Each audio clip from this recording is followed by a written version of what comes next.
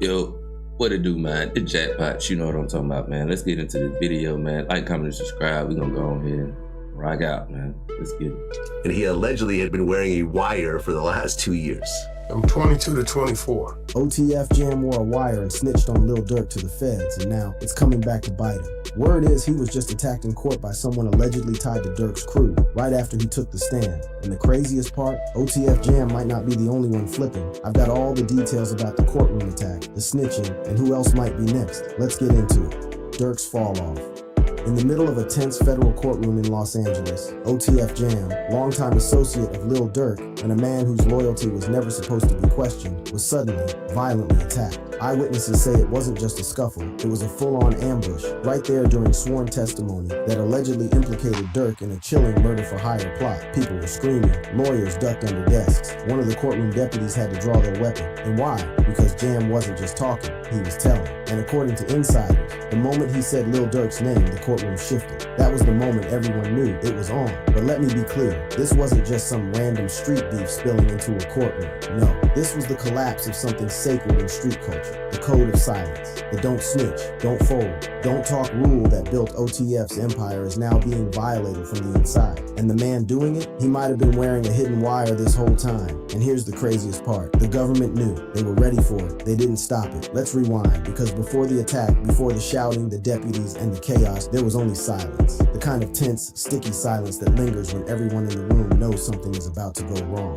The courtroom was packed with lawyers, family members, and press. At the center of it, Jamarius Wilson, better known in the streets as OTF Jam, a name once synonymous with loyalty, a soldier in the trenches with Durk since the early days, a man who never posted, never rapped, but always moved when the crew needed him, until now. OTF Jam had been arrested months earlier on weapons charges, but that was only the surface. What wasn't clear until recently is that Jam had been quietly cooperating with the feds from the moment his cuffs were clipped. And on the day he took the stand, he allegedly began unraveling a criminal web that linked cash payments, interstate flights, burner phones, and yes, Durk himself, to a conspiracy that federal prosecutors have been trying to crack for years. This isn't a drill. This is the same courtroom where prosecutors have begun laying the groundwork for a RICO-style takedown of Durk's entire inner circle. Why? Because they believe OTF isn't just a label, it's a gang, a criminal enterprise that uses music as a cover for violence, and now they have someone inside. Jam's testimony was reportedly focused on a 2022 shooting tied to the revenge killing of rapper Lay Capone's cousin.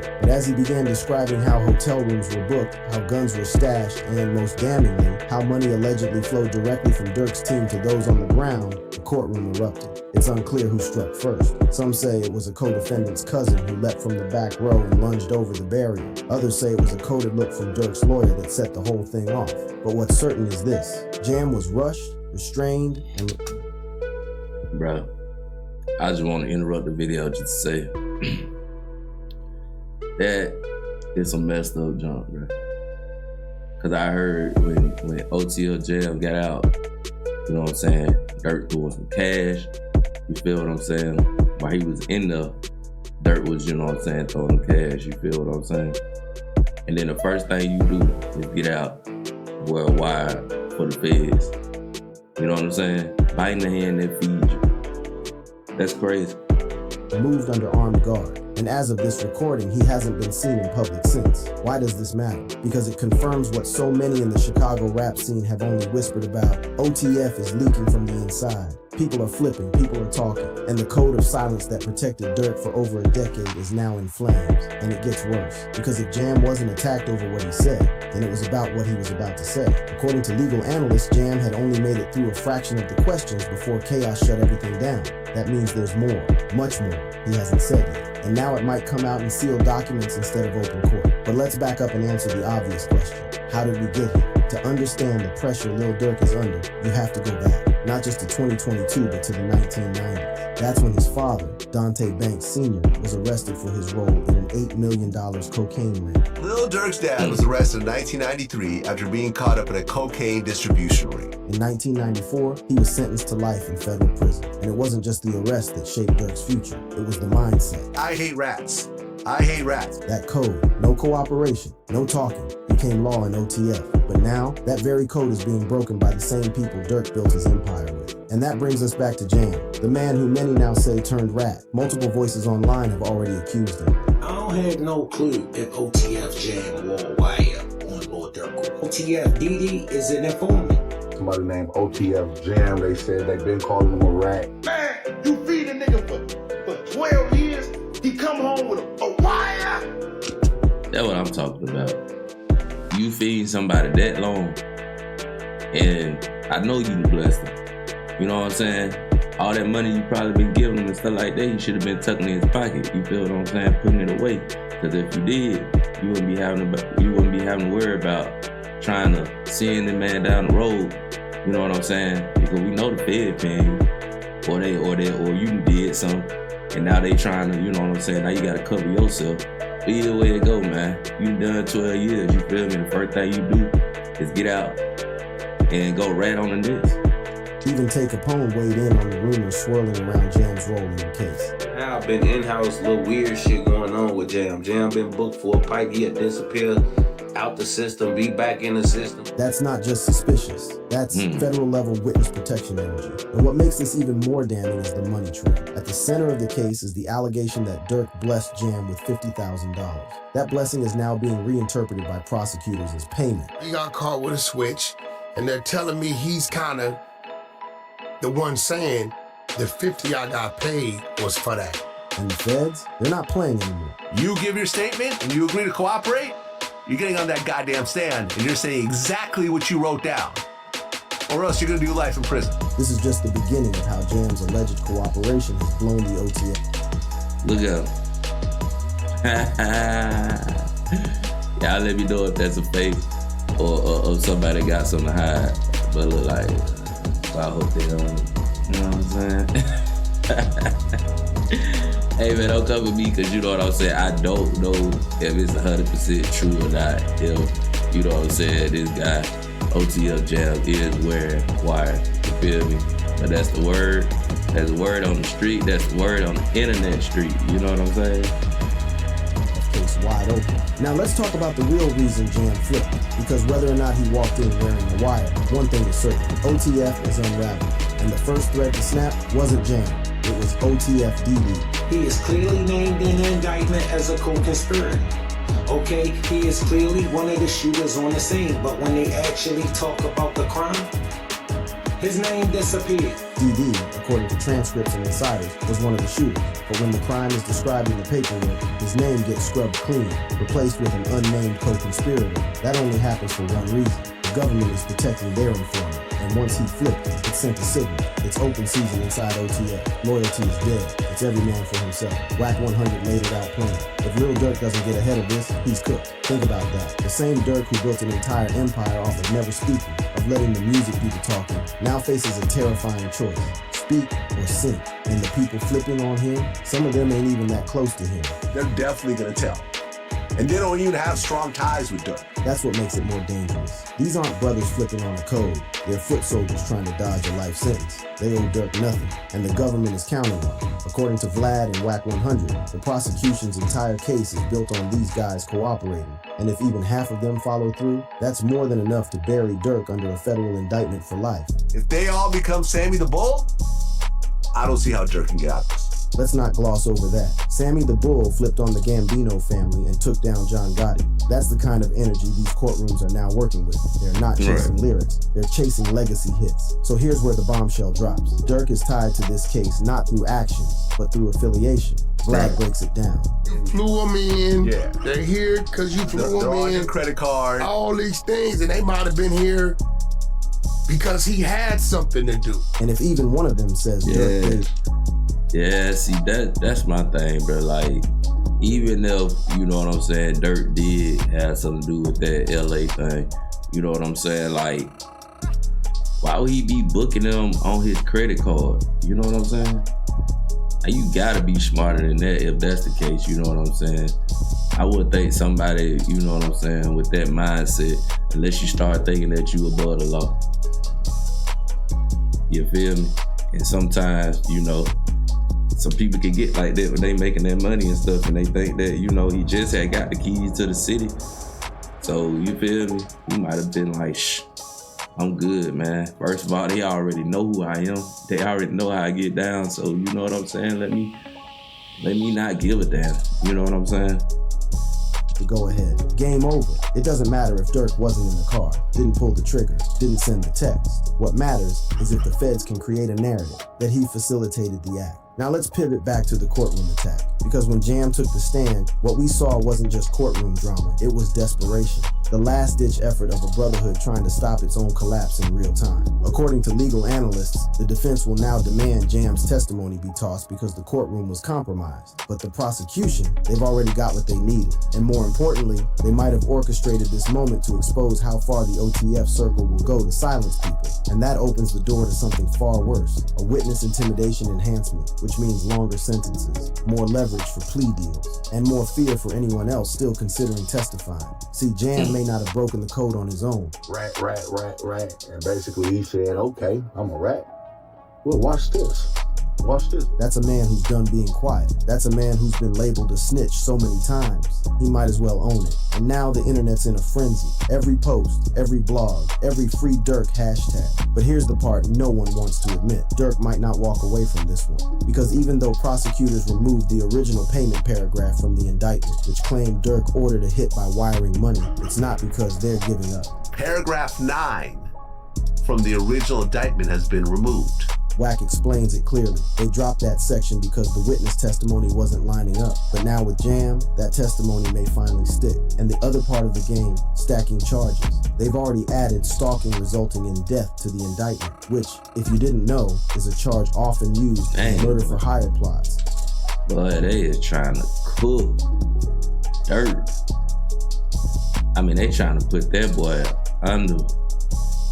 They trying to make it when he ain't coming home, when he ain't never coming home, and that's for sure. If they get him with these type of charges, man, ain't no need to wear no free dirt shirts and all that.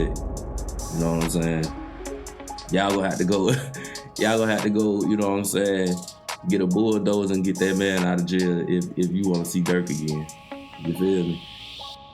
When direct payment can't be proven, it still carries life in prison. So no, Durk doesn't get to breathe easy just because one piece of the case fell apart. As Vlad said, if they can get people to say Durk put us up to this, and their stories are consistent, then Durk is cooked. And if those statements are coming from Jam, Didi, or whoever flips next, it might not matter how many lawyers Durk has, or how many hits he dropped, or how many people still scream free the voice, because the courtroom doesn't care who you are. It only cares about what it can prove and what others are willing to say under oath. And the irony, the very loyalty Durk built his empire on might be the one thing that dooms him. Because while his co-defendants start talking, taking deals, reducing sentences, Durk, he's still silent. He's not gonna say anything. And the jury, you better believe they notice.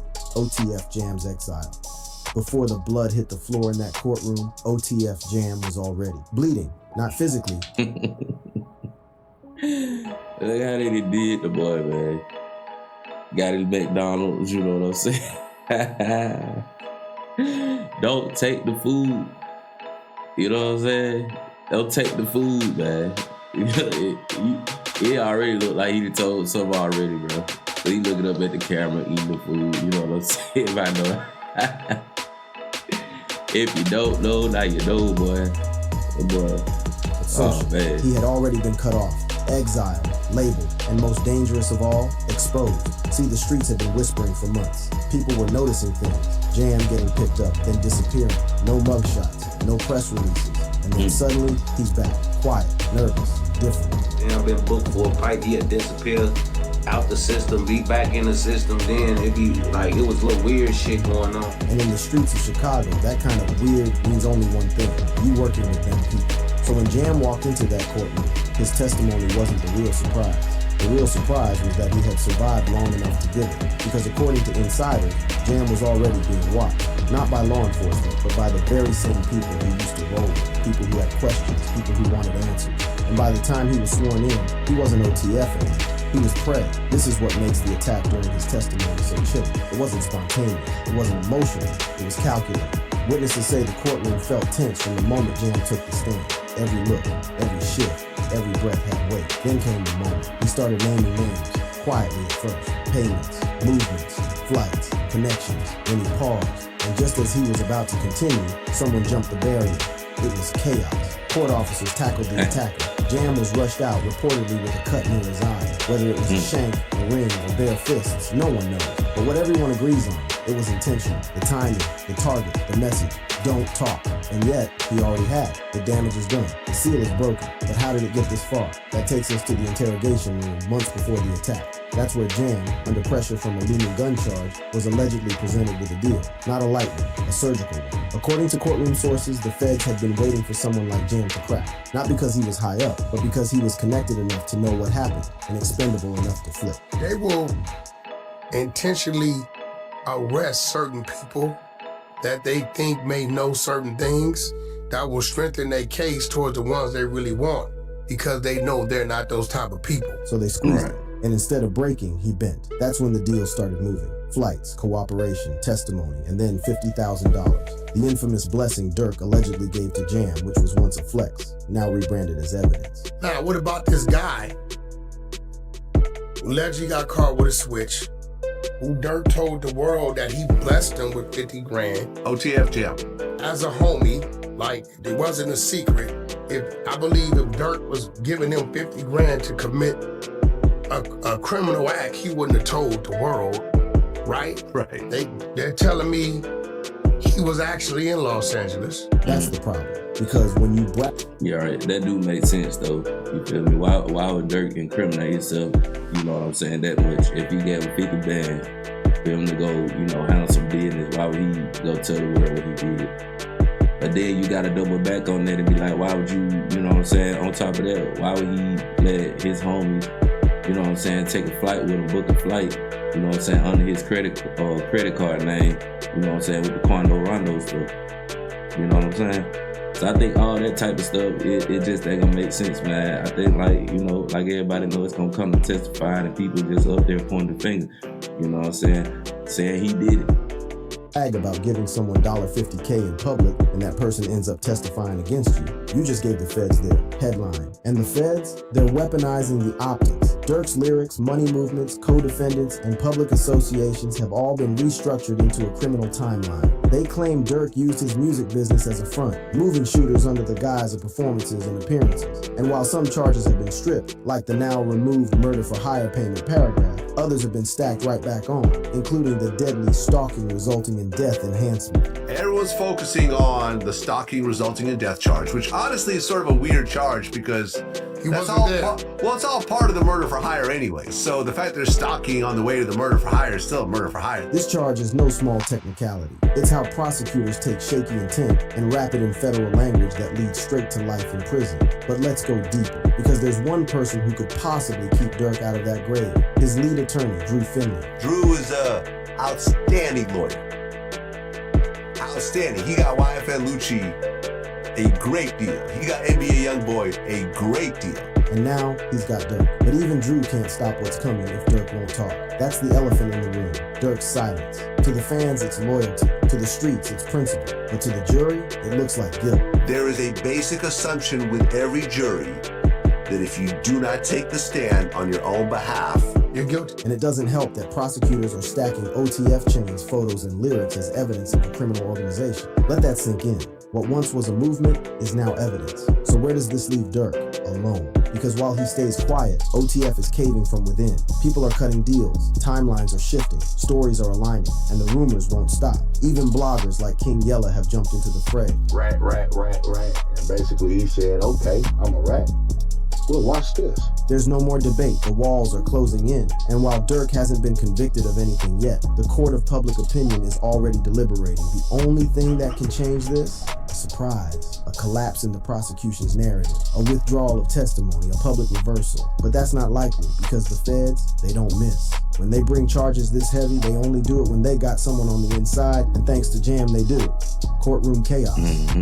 When OTF Jam took the stand, he didn't just put Lil Durk on trial. He put an entire era on life support. Because what we're witnessing now isn't just the legal dismantling of a rap crew. It's the cultural implosion of a movement that defined an entire generation of street music, drill music, Chicago, OTF, 300, all of it. It's not just collapsing, it's being disassembled in court documents. And for the first time, we're seeing it in real time. Labels backing away, blogs deleting posts, DJs hesitating to spin Durk's latest songs. promoters ghosting OTF-affiliated artists, and the worst part, it's not even about guilt or innocence anymore. It's about optics. Because when headlines say snitching in OTF, RICO building, $50K hit payments, and federal testimony interrupted by violence, no brand wants to stand next to that. Those words from Tay Capone hit harder than any bar Durk ever spit. Because this ain't just about one man losing his freedom. It's about a culture losing its cornerstone.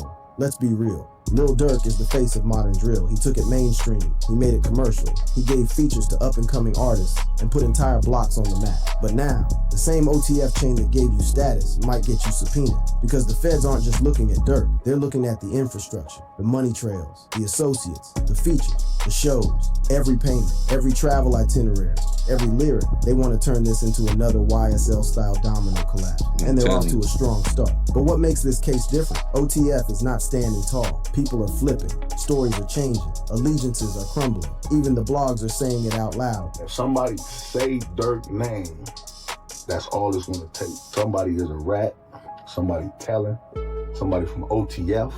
And once those statements become official courtroom testimony, Durk's whole brand becomes toxic. And listen, Durk has always worn his pain in his music. Losing D-Thang, losing King Von, losing his father to the feds. But now, he might lose everything else. Because even if he walks free, which is still a massive if, he'll be walking back into a world where his name no longer means power. It means paranoia, where every artist wonders, is Durk safe to stand next to anymore? And if he doesn't walk free, if he loses, Chicago loses. But he got a lot. He bring a lot of spotlight to the city. He give artists his features. It's a lot that he doing, folks. MBD. Durk isn't just a rapper. He's a pipeline, a mentor, a gatekeeper. He opened doors for dozens of kids to escape the trap, literally and figuratively. And now the streets are bracing for the worst case scenario. Durk behind bars, OTF dissolved, the culture abandoned. Because if you take away the music and leave behind only indictments, the message to the next generation becomes clear. Don't rap, don't rise. It's all coming down anyway. Let's not forget, this isn't Durk's first legal run-in, but it is his most serious.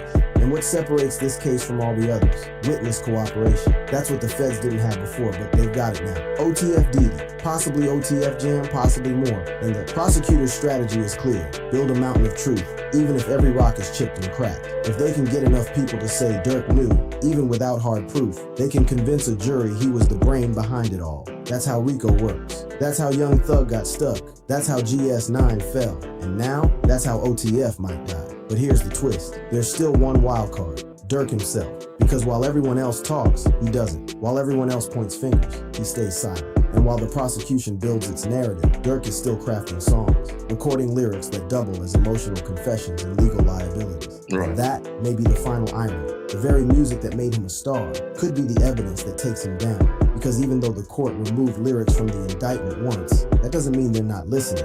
Not the fans, not the feds, not the future. So the only question left is, can OTF survive without Durk? Can the label, the brand, the movement live on if its face, its founder, and its fire is silenced? Or does everything, music, money, legacy, die with the next testimony? Because now, it's no longer about bars or beats. It's about survival. And survival doesn't favor the silent. Thanks for watching. Check out our other video. Yeah, man. No, I definitely don't think OTF will survive without Durk. I mean, that's just the truth. No, you know what I mean? You got Durk, you know what I'm saying? If Durk go the rest of his life, you feel me? It's over with. King Von, gone. You know what I'm saying? There was the two, you feel me? There was the two heavy hitters when it came to OTF. You know what I'm saying? So, no, I don't think OTF will survive if Durk is gone. You feel what I'm saying, man? It's just a messed up situation anyway, though. You know what I'm saying? But hopefully, you know what I'm saying, Durk do come back out. You know what I'm saying? I know he got a lot of fans out here, man. A lot of supporters, so hopefully do come back and give us some more of that good music, man. You know what I'm saying? We gonna stay in tune with this, but yeah, man. Like, comment, and subscribe, man. This is Jackpot's reaction. Until next video, I'm out.